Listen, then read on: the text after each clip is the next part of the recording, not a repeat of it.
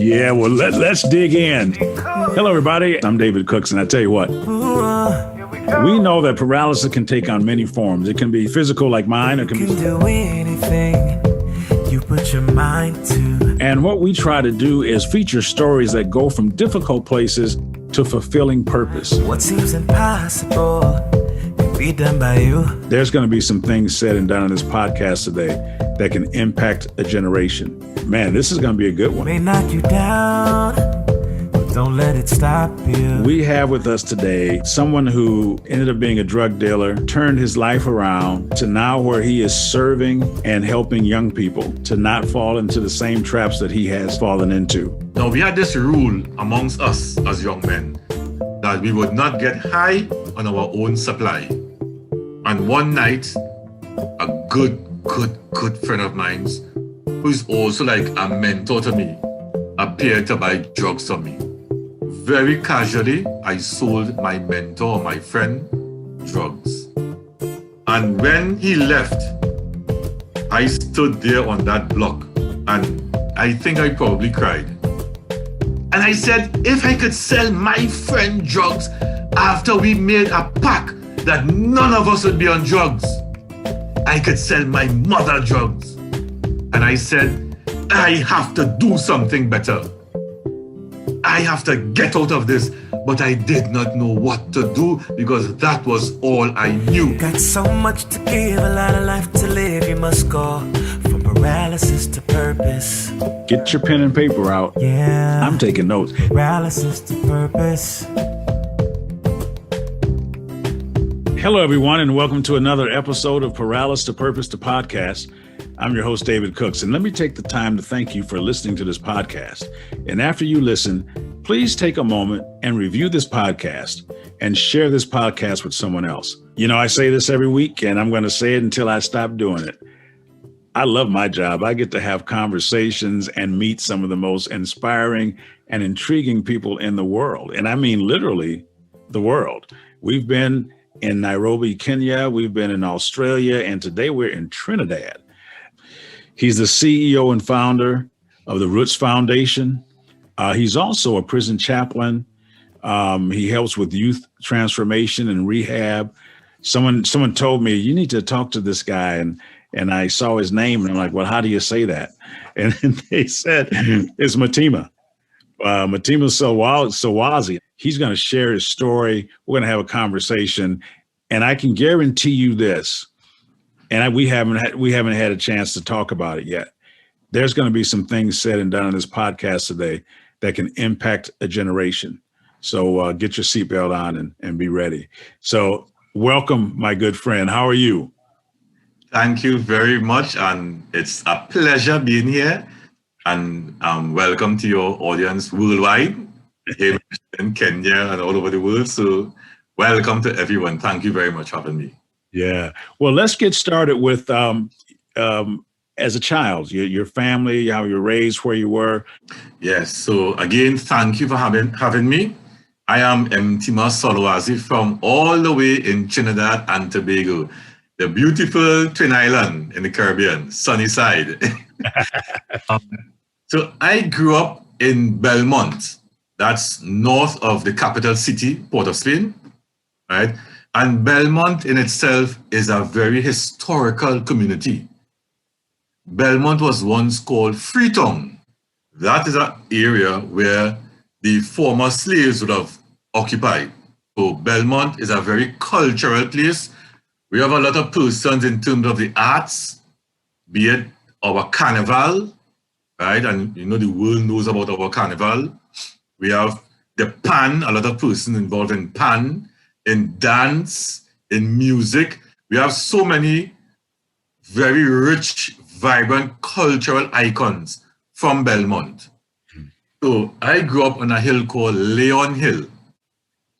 I grew up with my mom and one younger sibling at that time. I am 4 years older than him. And we grew up with our grandparents. So yes, there would be cases where we were spoiled, because that is what Caribbean grandparents do. They spoil their grandchildren, right? So we grew up with grandfather and granny. And it was a very beautiful experience. Again, for a grandmother, a grandchild can do no wrong. So I did no wrong. But interestingly, in the 80s, something strange occurred in our community. And that was the crack cocaine epidemic. Right? And I say in the 80s, it could have been late 70s, early 80s. Now, as a child, I knew nothing about that. All I knew was grandfather would say, when those boys by the pipe, because where our house was located, it was on a corner, right? And there was a standpipe, because that is where everyone would converge to fill their water buckets or their containers to take back home, because not everyone had running water to their homes. And the block was at that corner at the standpipe. Now, back in those days, the crack block was not 24/0 as it is now. They used to actually come out from around, let's say 9, 10 a.m. and leave around 4, 5 p.m. in the afternoon, right? But during that time, grandfather would say, especially during school vacation, when you are home, he would say, when those boys by the pipe, I don't want you all in the yard playing. How could you tell young boys not to play in the yard? You know, that is any child's life, especially in the Caribbean, right? So we would stay inside and I would be peeping through the windows and seeing when they're leaving, they would come into my grandmother's yard and they would hide these matchboxes, because that's a matchbox or a cigarette box, and they would hide these boxes between the plants. Now, we did not know what was taking place by the pipe. All we knew, when those boys there, all please stop in the yard. And when they left, I would sneak outside, go to this plant area, find these boxes. Back in those days, crack cocaine, it was not foiled. Now they put it in foil paper. It was open. It looked like candy. And I never ate it, else I would not have been here today speaking. I would open this box, look at this candy, and say, oh, and I would move it and put it in another location. When they return the following day, they can't find the drugs. And they start to get all anxious and nervous because, hello, we know when the boss appears and you don't have his products, what can happen? And I will be listening to them and they arguing, hey, I put it here, you steal it, and they're arguing amongst themselves. And the boss will come, they have no drugs to produce, and he would beat them. And I would be inside laughing and saying, it's good for you, you know? And then when they leave again, I will take it and put it back where it was originally. So that was my thing, to get back at these guys for us not playing in the yard. And thank God for your grandfather, right? Who had enough insight to keep you as protected as he could. Yes. At that time. And it goes back to, we always talk about family, and whatever that family looks like. For you, it was your mom and your grandparents that nurtured you and helped you. And I think that sense of community was important then, and it's important now. Even though you made some decisions that weren't great, you did have some people in your life that could help steer you down the right path. And that is so correct. Because now what I'm speaking about, I would have been probably all 7, 8 years of age. Mm-hmm. Also, importantly, when I was younger, I was always a chubby boy. I was fat. And, you know, growing up, I can't speak for the US or North America, but growing up in the Caribbean and being fat is a challenge. You become a victim of what we now call bullying. But back in my days, that was called advantage. They would take advantage of you.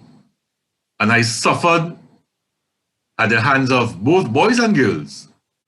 I was unable to fight back effectively to defend myself. I had one younger brother at that time, 4 years younger than me, so I could not even protect him.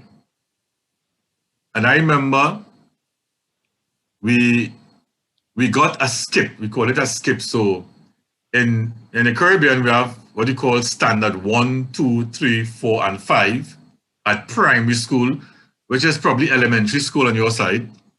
And then you will sit an exam and go to secondary school.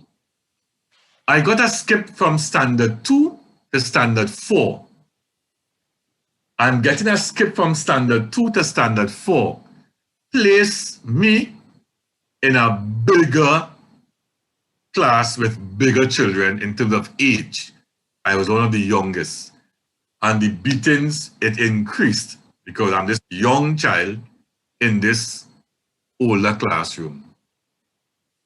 When I sat my common entrance at the time, it was called common entrance, and I looked at that results in the papers, and I saw about 5 of the guys from my current primary school going on to the same secondary school. I cried because I knew that beating would continue. On the 16th of July, I turned 49. On the 16th of July, I'm 49 years of age. This incident occurred when I was around 9, 40 years ago. This guy beaten me in primary school, and I ran off towards the lone male teacher at school at that time. And the whole school is behind me running. I want you to picture this. This fat boy running from his attacker. His attacker is behind him. And a lot of school children just cheering on, yeah! And they are running behind me. And I reached the sir and I said, sir, this boy beaten me up. And David, the lone male teacher at that school, looked at me and said, a big fat boy like you making this skinny boy beat you? Boy, go from here. David, when Sir said that to me, at 9 years of age, I understood that I have to defend me. I understood that I am all alone out here. I understood that nobody have my back but me. And I left home, I left school, I went up to my grandmother's home, and I went to the bedroom and I prayed and I asked God to please make me get skinny and make me get bad, because I understood I couldn't fight back because I could not have negotiated and navigated my size effectively. And I did not see myself as a bad boy. And I know to allow that beating to end, I had to be skinny and I had to be bad. And I prayed. Imagine that. I went to God in prayer. So I listened to one of your podcasts and Thomas said, be careful what you're praying for. What a powerful story of you looking, you're running from something, and you go to a person that you think will support you and will protect me and protects you, but the exact opposite happens. And then you were raised in a family that obviously had a relationship with God, the creator, and you went in and you said, well, look, help me be skinny and help me be bad, because you knew that those were the things you needed in order to combat what you had experienced. What happened after you made that prayer? The beatings continued. Listen, it was horrible. It was horrible, right? And I really couldn't defend myself. I just couldn't, you know? And when I was in Form 3, the third form, one of my other bullies, because many fellows would just take advantage of me. Mm. And this particular guy, he had slapped me in my face, struck me in my face. And David, that was like the last straw that broke the camel's back. I was so fed up, I was so frustrated that I just turned, walked away, and the first object that I saw in my reach, I picked it up. It was a stick. And I turned back and I struck that guy in his face. Mm-hmm. When I struck him, he fell to the ground.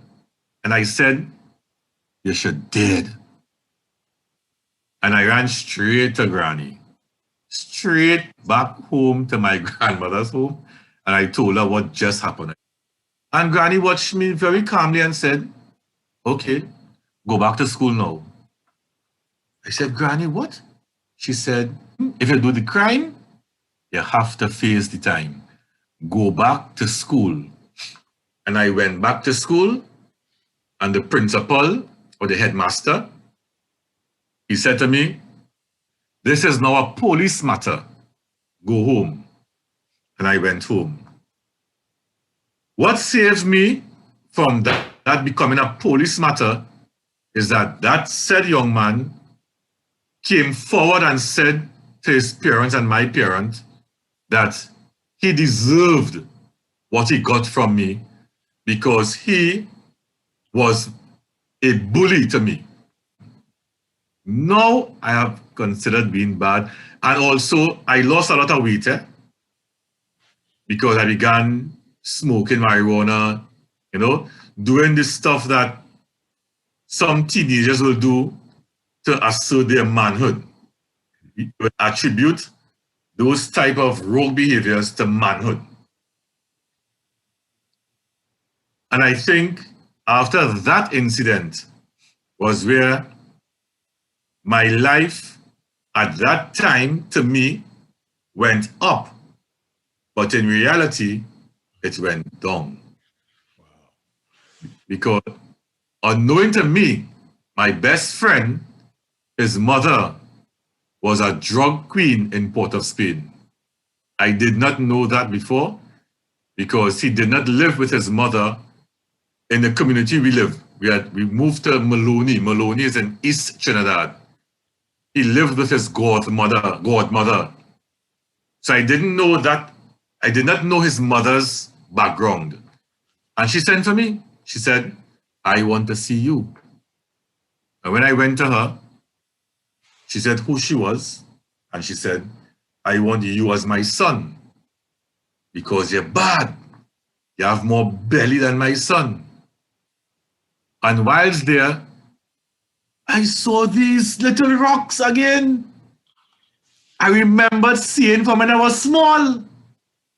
But David, I did not know what that was. They had a small concession store at their home. They were selling snacks, juices, and these little rocks. But that was a big seller. And I asked my friend, I said, what is that? He said, rocks. I said, what is rocks? He said, balls. I said, what is balls? He said, crack. But I still don't know what is that. And then he said, cocaine. And I told my friend, I want to sell that. Because at that time, David, in my life, my stepfather, he got retrenched. I never knew what the word retrench meant. All I heard, Daddy got retrenched. And he was just home and he never went back to work. Right? My mother also had 2 younger sons around that time. So she's now the mother of 4 boys. And we were literally plunged into a state of poverty. And I, foolishly, but very bravely, thought that was our ticket out of poverty. And that was my introduction into that life of crack cocaine. You actually understood the economics of what you had seen. Yes. They had a store, yes. and they were selling a number of things in the store, but the thing that sold the most was the rocks, the little candy that you thought was candy, that was crack. And Yes. so now that, and what does the word retrenched mean? To be laid off from your job. Okay. And so now your stepdad is unemployed, and Yes. you are now impoverished, something you hadn't been before. Between your grandparents and everybody, everything was taken care of. You had an all-boys school, everything. And so now your world is turned upside down. Yes. And because you didn't have your stepdad working, you assumed that it was your responsibility, you're the oldest, to help out. And so this is what you did. And you know, that is a real challenge, probably for most African communities, where, and you know, sometimes it's a burden placed on us, not intentionally. Hey, you're the eldest boy. You have to take care of your mommy. You have to take care of your younger brothers or siblings. You are the man of the house. How can a 13-year-old child be the man of the house? I was 13 years old. You know, it is impossible for a 13-year-old to assume that role. But I saw it as I said, a real ticket out of poverty, you know, and I did it. And for a moment, I enjoyed selling crack. Because selling crack had a lot of perks. You know, I was 13 years old, David. My friend, my best friend, he was 11. And his sister was 9 years old. And the 3 of us controlled one of the largest drug block in Port of Spain at that time in the 80s. And we were children, you know? And you would ask, how? I remember one time the telephone rang and I answered the phone. And this voice said, next 15 minutes. And they hung up. I was like, what type of phone call is that? So I called my friend's sister. She was 9. I said, somebody now call and say next 15 minutes. She said, hey, it's police. Clean up. And we started to hide the drugs in the house, David. We started to hide these drugs. We hid the drugs where the police would find it. Because we were children. And we know that is good hiding spots. And the police came. They knocked on the door. Bang, bang, bang, bang, bang, bang, bang, bang. When I opened the door, there's a look that Caribbean parents give you. That you know, your cocktail is booked. And this man gave us that look. And I realized he was the officer that called. They pretend to search, and then they left. And 5 p.m. that afternoon, listeners, the police returned, said officer, and about 4 others. And my friend, because she was also my friend, she's 9 years of age. I am 13 years of age. And there she stands with a pile of $100 notes. And she's telling me, give this one $200. Give that one $100. Give that one $300. David and your listeners, at 13 years, at 9 years, and my friend at 11 years old, we were paying off police officers. And then we want to know why there is a problem on the streets. You said one thing before about you enjoyed selling it for a while. Yes. But then the pleasure ran off. I mean, what happened? What happened and that led to the next big event? So a series of events occurred. One of them was I was exposed to a life skills development program called Solwazi.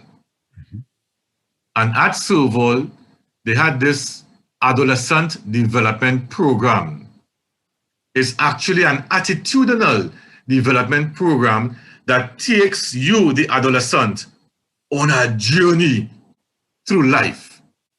It carries you back to when you are a baby, and it takes you forward to becoming an adult. And that journey is really transformational. So that occurred. Whilst I was going through that metamorphosis, that change, I actually started to see how destructive crack cocaine was. One of the buyers who came was my stepfather's friend, or someone who my stepfather knew. And I was afraid because I'm saying, wow, I am selling this known person to our family crack. And David, I remember seeing a pregnant woman leaving our block one day. And I asked those guys, where she just came from? They said, by us. And I told them, are you crazy? Don't sell any pregnant woman. Don't sell any fathers. When I gave them the list of who not to sell, they asked me, so who to sell? And I said, I don't care, just don't sell them. We had a customer, David. He would come on a Friday and spend about $300. He started to come on a Wednesday, and then sometimes twice on one day. And all we saw is that this is our best customer. We saw the bottom line, profit. He lost his wife, his son, his job, his house. David, we took that man to ruin. And I realized, oh my God, this thing is dangerous. Because yes, when I started off, in my mind, I was trying to fill a gap at home. We were in a state of poverty. But after a while, that was money to go party, to Lime, to buy brand name clothing. We were destroying lives for vanity. And one night, a good friend of mine, who is also like a mentor to me, he was about 4 years my senior, appeared to buy drugs from me. And David, very casually, I sold my mentor, my friend, drugs. And he came back, and he came back, and he came back until his money was depleted that night. And when he left, I stood there on that block. And I think I probably cried. And I said, the next person I am expecting to see is my mother. Because I am saying that to say, you don't know who on drugs until they come in front of you. I did not know my friend was on drugs until he appeared in front of me to buy drugs from me. And I sold him. And I said, if I could sell my friend drugs after we made a pact that none of us would be on drugs, I could sell my mother drugs. And that started to eat away at me. And I said, I have to do something better. I have to get out of this. But I did not know what to do because that was all I knew. I am 21 years of age. I've been selling drugs since I was 13 years. That was my life. So I did what my grandmother taught me from small. Boy, I started to pray. Watch me. I started to pray and pray and pray. I started to seclude myself in my bedroom. And I would stay in my room and pray and ask God for a way out, but I did not have a plan. I did not know how to come out. This is a great place. We'll take a quick break because this is almost like a breaking point for you, where you are at that point of you start to realize that you were ruining lives with what you were doing, and you wanted a way out, but you didn't have a plan out. No. So when we did not have a plan. When we come back, we're going to pick it up from here with Mtima and see what he did next, because the second half of his story is much greater than the first half. We will be right back after this quick break. Here's a chance to win a signed copy of David's inspiring book detailing his personal journey, Getting Undressed, from Paralysis to Purpose. Each month, there will be 2 giveaways. Just leave us a review of today's podcast on the platform you're listening from. It's that easy. And welcome back to Paralysis to Purpose, the podcast. And we're going to pick up with our guest, Mtima, right where he left off. He was at a point of how to get out of the drug dealing business. So go ahead and pick it up right from where you are. I think I made up this prayer, not knowing that God was actually directly in charge of that process. So the prayer I made up was, dear creator of the heavens and the earth and all between, guide me on the straight path. Wherever that straight path is, guide me on it. I said that prayer constantly on a daily basis. Morning, Granny would tell me, get up before the sun rise on you. She would say that's the best time to pray, before the sun rise. So try and catch it, and I would try to catch that. Get up, pray, then go back and sleep. Right? I'll pray after the sun set. So I'm praying like twice a day. I repeated this prayer. And while in Toko, I had another friend, right? He was also a gangster. But he was a kind of different gangster. He was very educated also. And he would tell me about meditation. He said, you need to meditate. You need to just release yourself from the world and go into a trance. And he was on a high, different level of meditation. Mm-hmm. So I would go down to this beach every morning and sit on a rock and meditate. And one day, I don't know what I saw, but it was as though flashbacks or scenes from my life going back to a child. And I just jumped off the rock and I said, I am leaving Toko and going back to Port of Spain. All right? I started to practice Islam. Right? I didn't know really and truly that I was a Muslim, but I just went to a brother on the hill by us. I told him, I want to be a Muslim, My name, Mtima Solwazi, that was given to me whilst at Serval on a field trip. I told the lady I don't like my current name or my former name. which was Garth Edwards. And when I gave her my qualities, she picked Mtima Solwazi. Mtima means heart, Solwazi means knowledge. Now, mind you, Serval was that seed that was planted. The tree that started to grow was Islam. I went back to school, right? And then also, I got employed at Serval. Now, being employed at Serval was a big step for me because up to today, I have credited Serval with literally saving my life. Serval gave me purpose. In the same program that changed my life, the Adolescent Development Program, and I worked Serval for 15 years.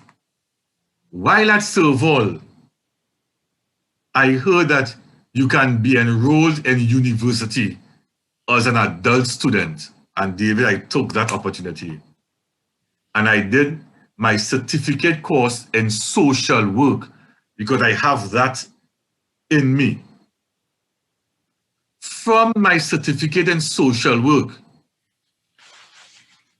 I went over to main campus at the University of the West Indies, and I did my undergrad in psychology, major, and I minored in sociology and criminology. Now, at UW during my undergrad, oh my goodness, it was difficult.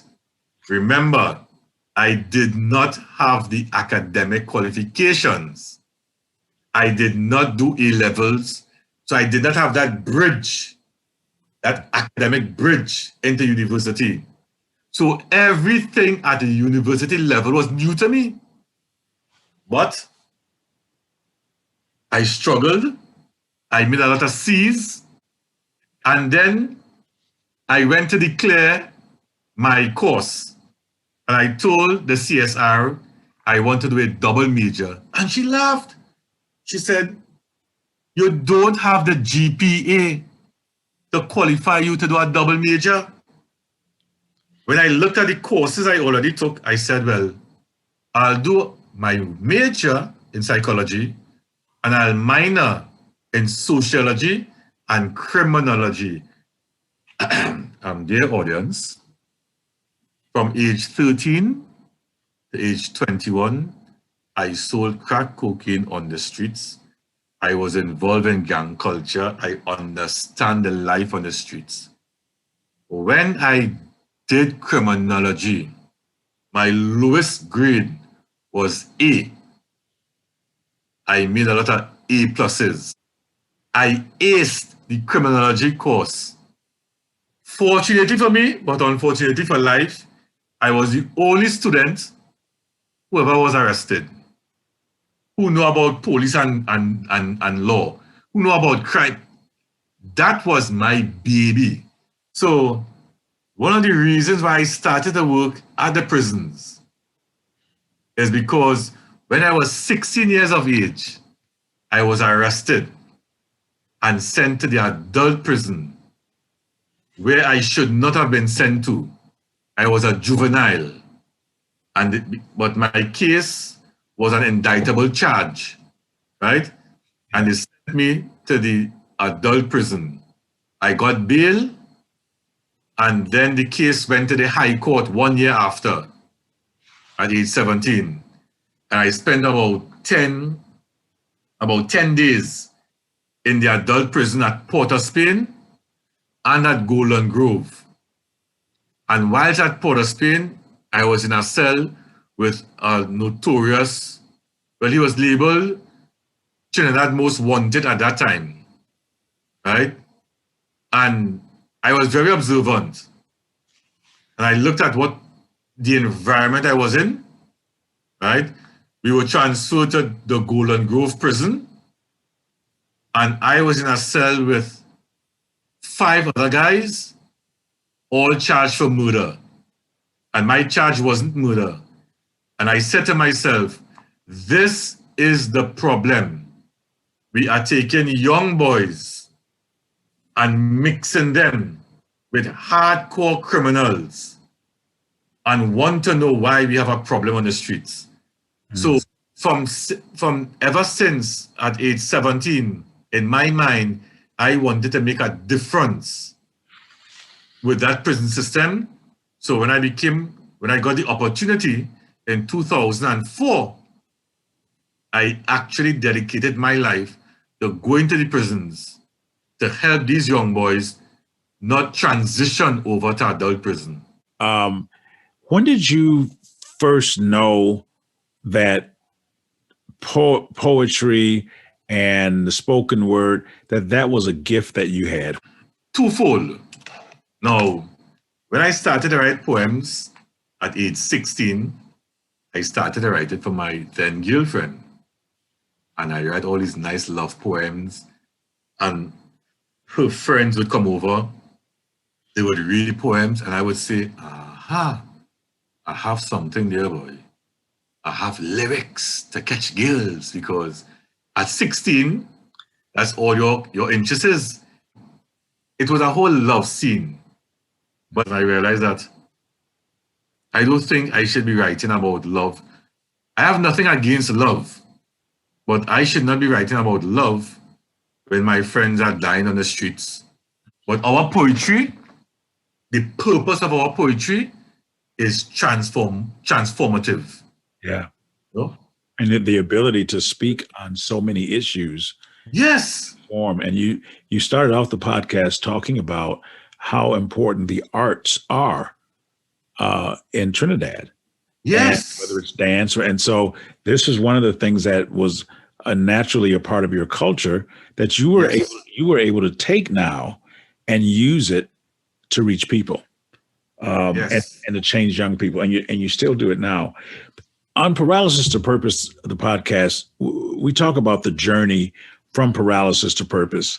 And for some people, well, most people that we've talked to, whether they identify it a certain way or not, faith seems to be a part of their journey.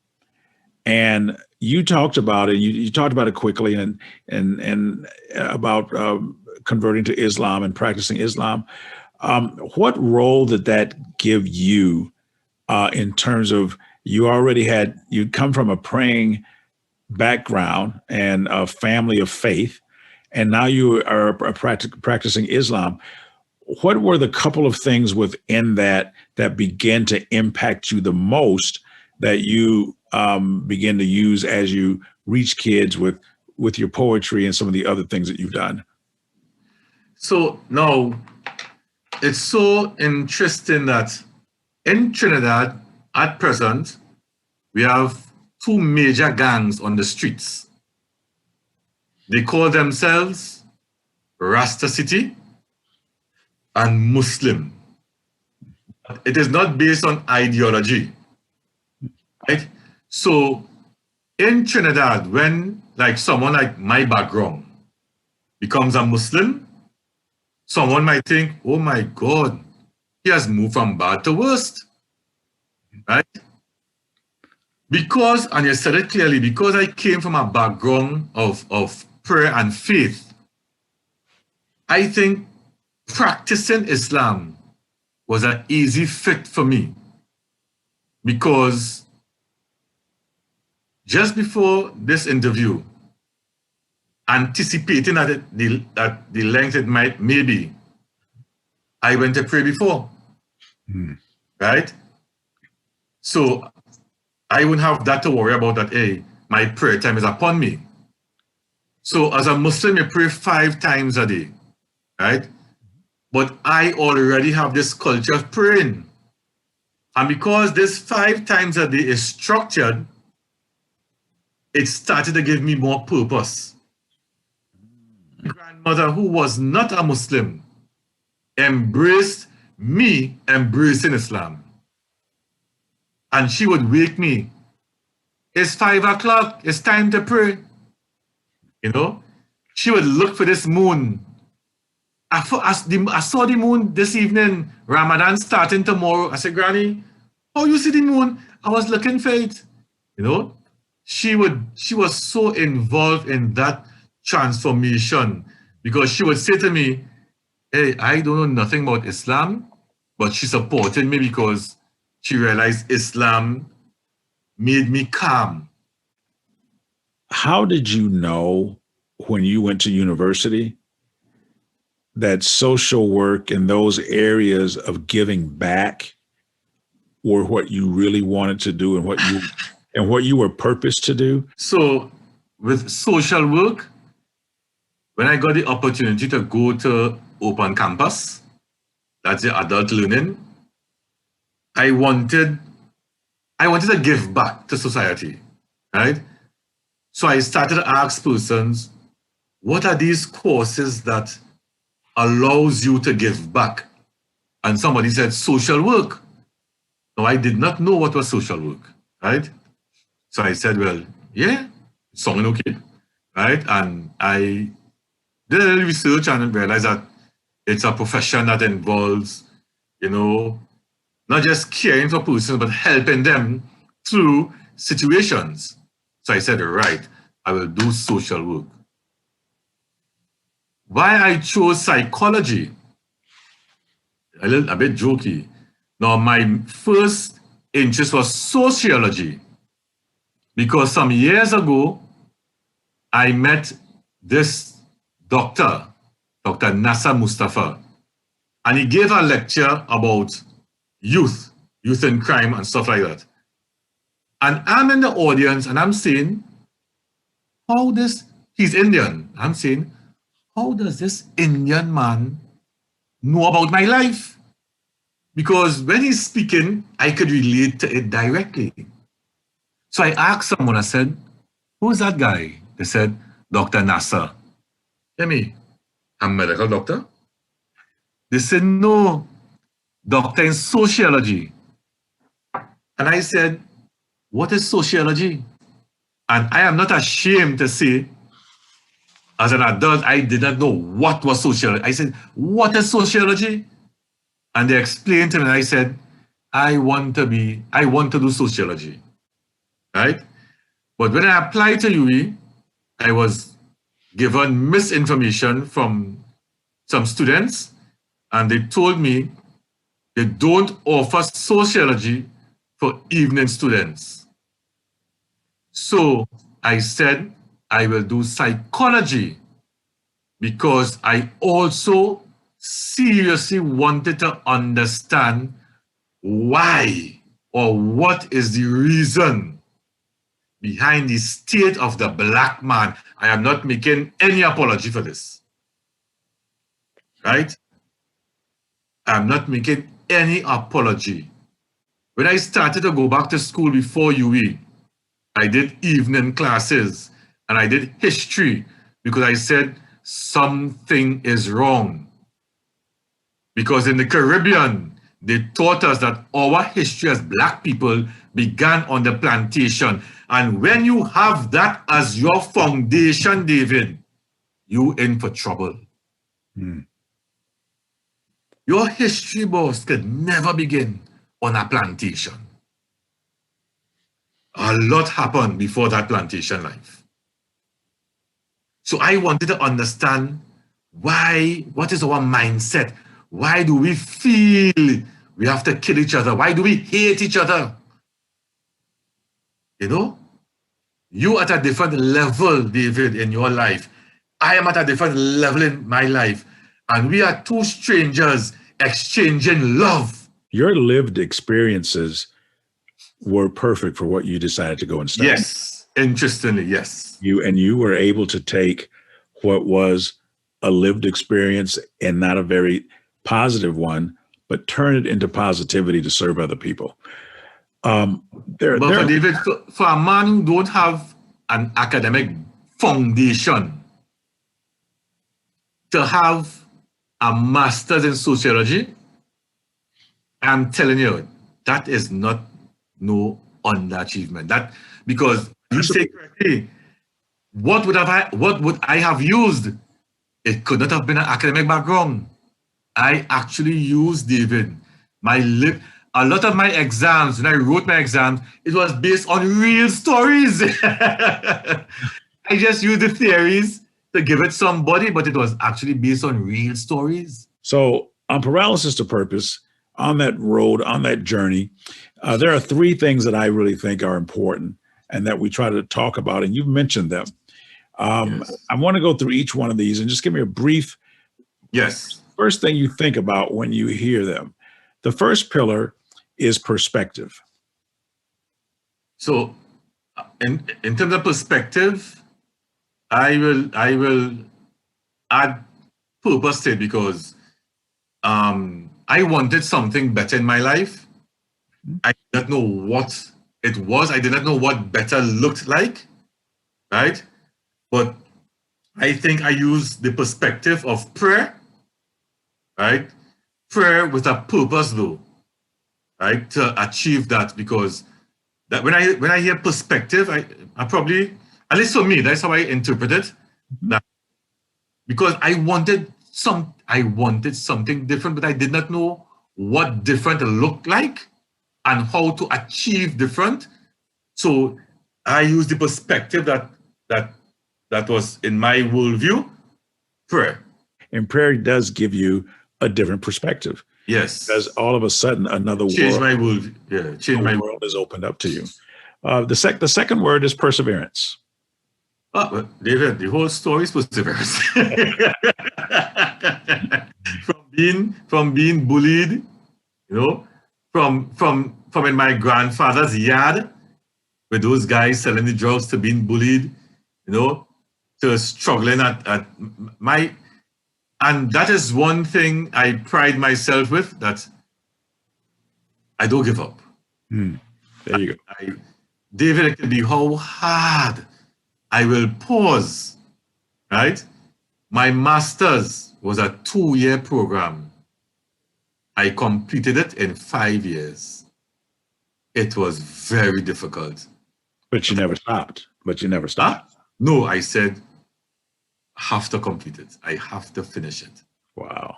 And I think I practice perseverance. I believe. Absolutely. Oh, yes, you have.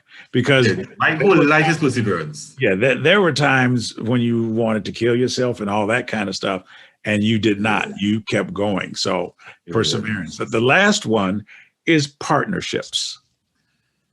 Right.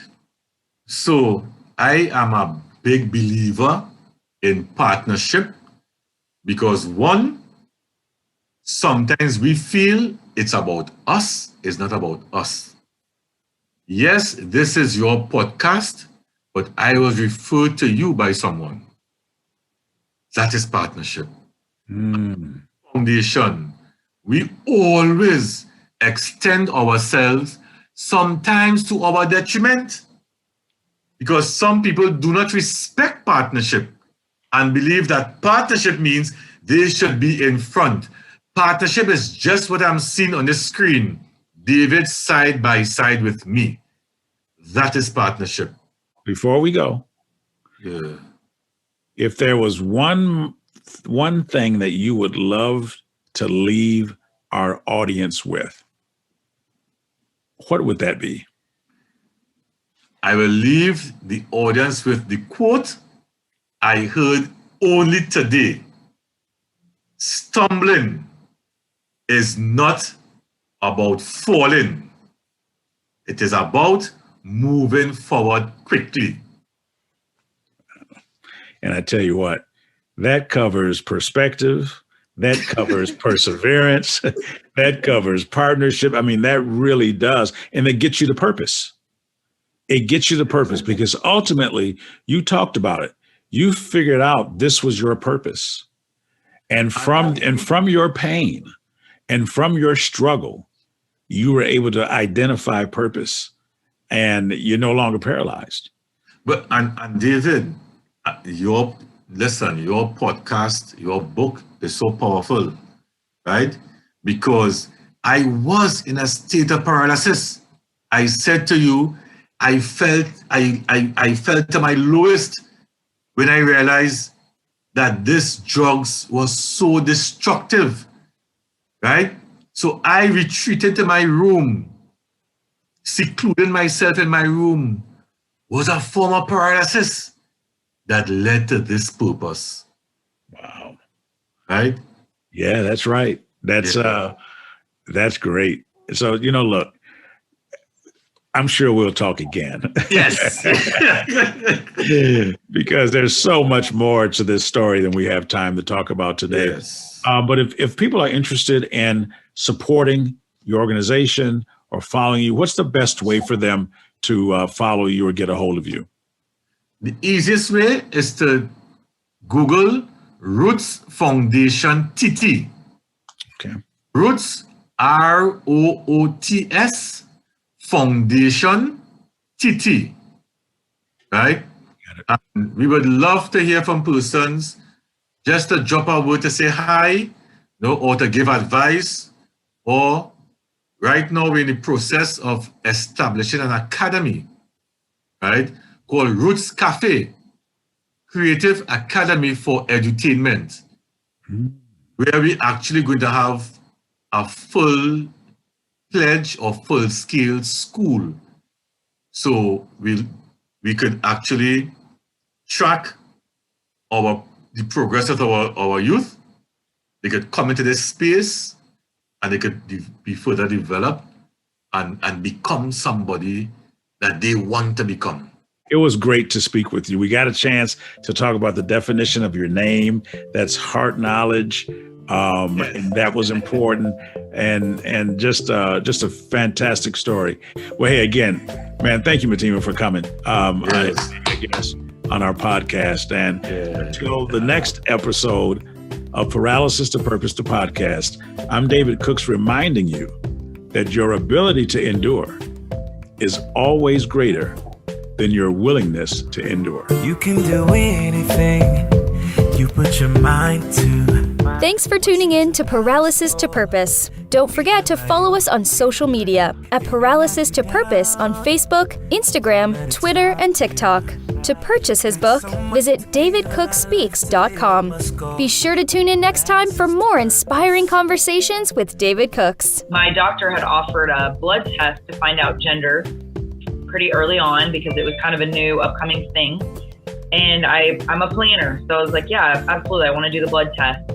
And so when I got the call about what I thought was just going to be a gender reveal and start planning some little gender parties, her voice was definitely more serious. And she let me know that I was indeed having my lady baby. However, she tested positive for trisomy 18. Next time on Paralysis to Purpose, David welcomes Trisha Roos. At the time I heard that, I said, well, how do we fix that? I'm sure that's fine, right? And I was at a work conference when I received this call a long way away from home. And she said, no, Trisha, this is fatal. Typically a fatal condition. You need to get home as fast as possible. Paralysis to purpose.